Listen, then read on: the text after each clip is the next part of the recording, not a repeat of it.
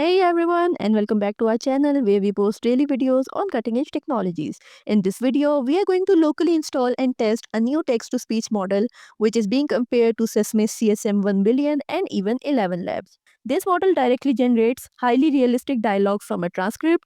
You can even condition the output on audio, enabling emotion and tone control. This model can also produce non-verbal communication like coughing, laughter, clearing throat, and few other emotions.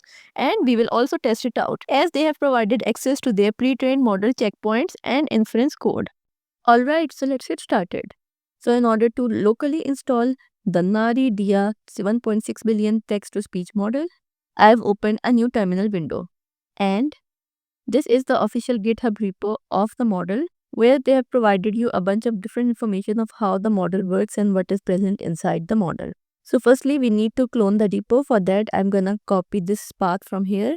And here inside my terminal, I'm gonna run the command git clone and then paste the URL which I have just copied. Once you do that, it will start cloning the repository and it will be stored inside a folder called dia. Now I'm gonna move inside this folder in order to do further processing. Next, you need to have the UV package manager installed on your system in order to install this model. But if you don't already have the UV package manager installed, you can easily install it using this curl command. And once you hit enter, it will start downloading and installing the UV package manager on your system. And in order to set it in your system's path, you simply have to copy and run this command. So I'm going to copy this command from here and I'm going to paste it to add the path to my source. Now the only thing that is left is actually run the model and then test it out. So in order to do that, I'm going to run the command uv run app.py. Once you hit enter, you will see that it will start downloading all the dependencies which are needed for the model. And you can see that a total of 121 packages have been installed in order to run the model. Okay, so you can see that it is running the Gradio demo on a local host at port 7860. So let's quickly visit this URL. So this is how the interface looks like. If you scroll, you can see that we have a box for the input text where you can paste your transcript to convert it into speech. Then you also have the option to insert the audio prompt as well. Then we have certain generation parameters. If you click on it, you have the option to set the max new tokens, the guidance strength, temperature, the top P, CFG filter, and the speed factor. So here I'm gonna slow down the speed of the generated output. And then there is a bunch of different examples that you can run in order to test out the model. So by default, they have this particular input text. So let's quickly go ahead and test out this particular one. So all you need to do is simply click on the generate audio button.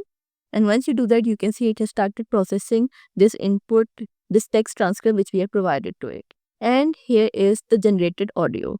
Let's go ahead and play it. Dia is an open weights text-to-dialogue model. You get full control over scripts and voices. Wow, amazing.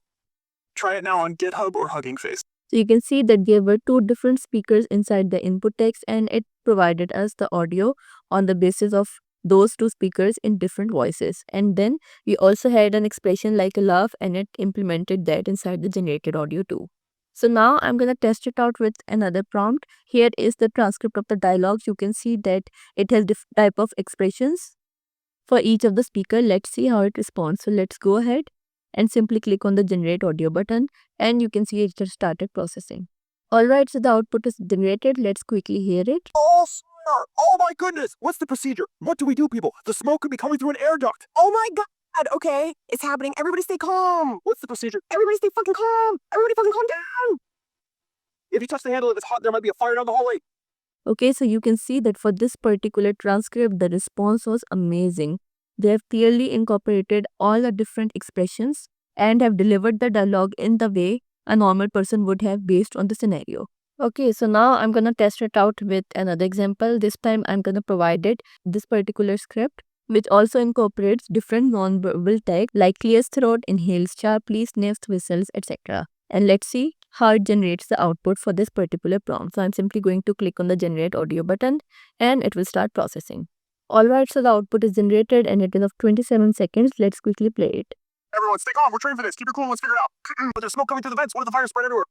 No, we stay focused. We have to stay calm. This is a drill, just a drill. A drill? Are you sure? It doesn't feel like one. The smoke is thick. It's not safe. Oh, a drill? Are you sure? It doesn't feel like one. The smoke is thick. It's not safe. Listen to me. It's all under control. We're in this together, okay? Stay calm and follow my lead. Oh my goodness, I can't believe this is happening. We need to evacuate now. What if it's real? Okay, but we can't just run. We need to make sure everyone's safe first. Oh, shouting and frantic. Move. There's no time to think. Everyone out now. Oh, the doors are locked. We're trapped in here. Oh, Keep trying. Don't stop. This is not the time to give up. Keep trying. Don't stop. This is not the time to give up. Seriously. What are Okay, so I forgot to set the speed.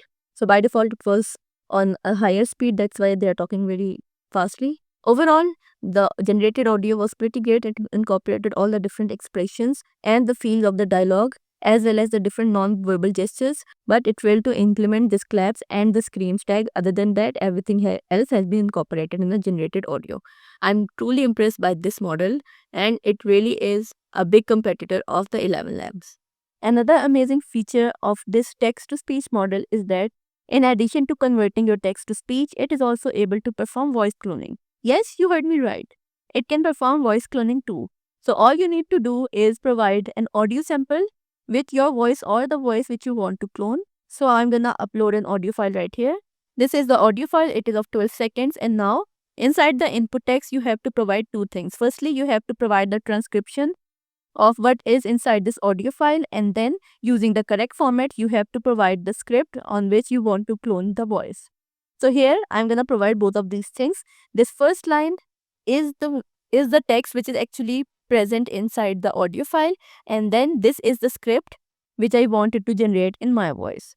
So now after providing the audio prompt and the input text, the only thing that is left is to click on the generate audio button. You will see that it is going to take quite some time in order to produce the cloned voice. Alright, so the response is generated. Let's quickly go ahead and play it. I want to eat something, but I don't know what. I'm kinda hungry, but not starving.